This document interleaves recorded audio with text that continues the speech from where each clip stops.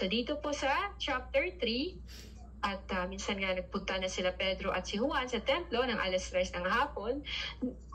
At yun nga, ang oras po yun ng pananalangin doon sa templo. Sa pintuan ng templo na tinatawag na pintuang maganda ay may isang lalaking lumpo mula pa ng ito'y isilang. So akala ng lumpo na ito ay magbibigay limos sa kanila si Juan at si Pedro. Pero yun nga ang sinabi sa kanya, sinabi ni Pedro at ni Juan na tinitigan siya ng dalawa, tinitigan na ni Juan at ni Pedro yung lumpo at sinabi ni Pedro sa kanya, tingnan mo kami, di ba? Eye to eye contact, no? Tumingin nga siya sa kanila sa pag-asang siya'y lilimusan. So akala niya magbibigay sila sa kanya. Ngunit sinabi ni Pedro, wala akong pilak o ginto. Ngunit kung ano man ang mayroon ako ay siya kong ibibigay sa iyo. Sa pangalan ni Jesucristong taga Nazaret, tumayo ka at lumakad. No? At nangyari agad. No, ginamitan ng pangalan with tremendous force, yung pangalan na Lord Jesus Christ. Hindi yung with tremendous force na ginagawa siya, kundi ang pangalan mismo, no, kumikilos. Pangalan ni Lord Jesus Christ, at hinawakan niya at nakatayo ang lumpo at talundag-lundag na yung lumpo na yun, nagpupuri sa Panginoon. At nagulat yung mga taong nakakakita sa kanya.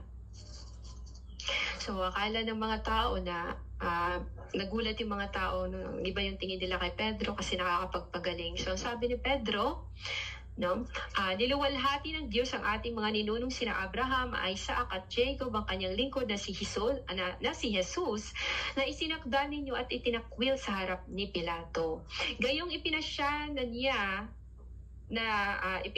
nito ng palayain siya.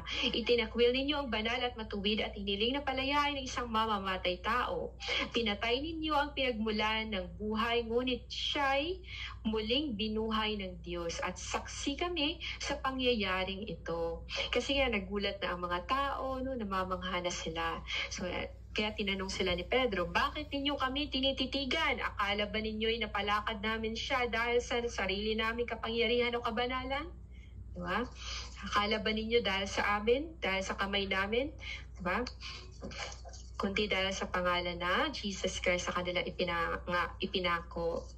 So verse 16 ng chapter 3, mga gawa, ang kapangyarihan ng pangalan ni Jesus na nagpapagaling sa lalaking ito. Nangyari ito dahil sa pananalig sa kanyang pangalan.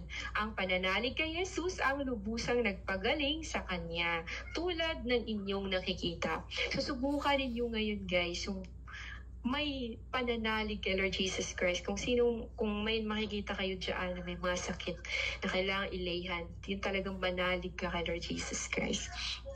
Nagagaling. Kasi may power talaga in the name of Yeshua Mashiach Yahweh Jesus Christ. Kaya nga, pero kahit pag gano'n ang nangyayari, hindi pa nila lubusang maunawaan. Yung mga tao nakakakita nun, hindi pa nila lubusang maunawaan yun. Kaya nga magsisi kayo, sinabihan ni Pedro, magsisi kayo at magbalik loob sa Diyos upang patawarin ang inyong mga kasalanan. At nang sa gayon ay sumapit ang panahon sa papanibagong lakas mula sa Panginoon. Susuguin niya si Jesus, ang Kristong hinirang wala pa nung una, para sa inyo, para pumasok at mag-move powerfully.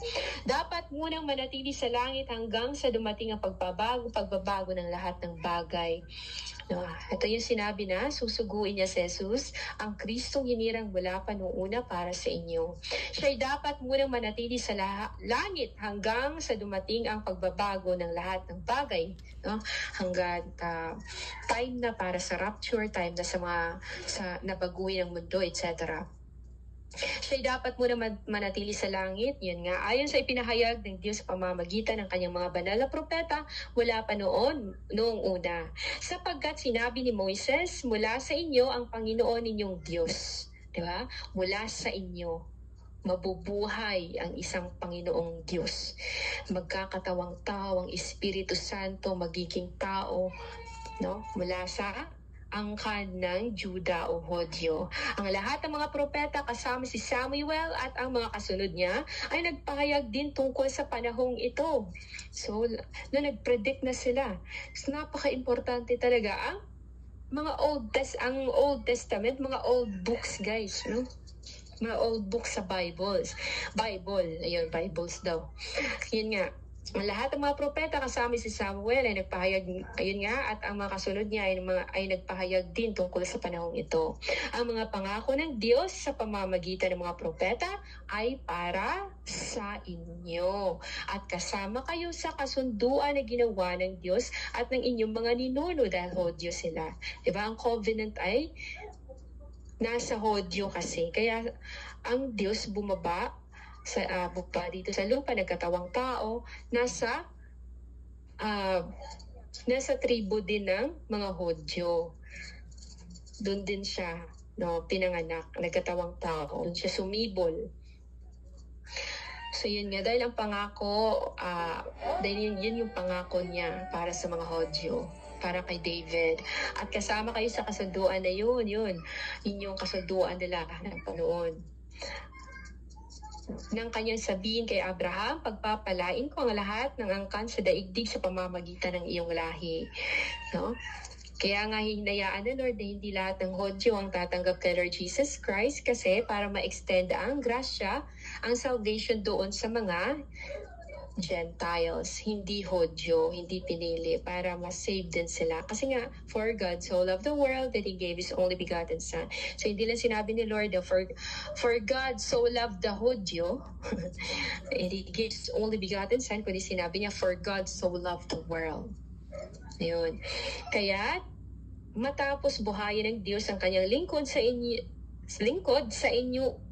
siya unang isinugo. No? Sila muna, yung mga anak muna, yung may covenant muna, doon muna na unang bahagian ng salita ng Panginoon. Tapos, saka na ang mga Gentiles. No? Imomold muna sila ni Lord Jesus Christ, minamasa muna sila, pinoporma muna sila, tapos saka sila ipapadala doon sa mga hindi nakakakilala kay Lord, walang Diyos, mga ganon. Kaya't matapos buhayin ng Diyos, ang kanyang lingkod sa inyo siya unang isinugo upang pagpalain kayo at tulungang tumalikod sa inyong masamang pamumuhay.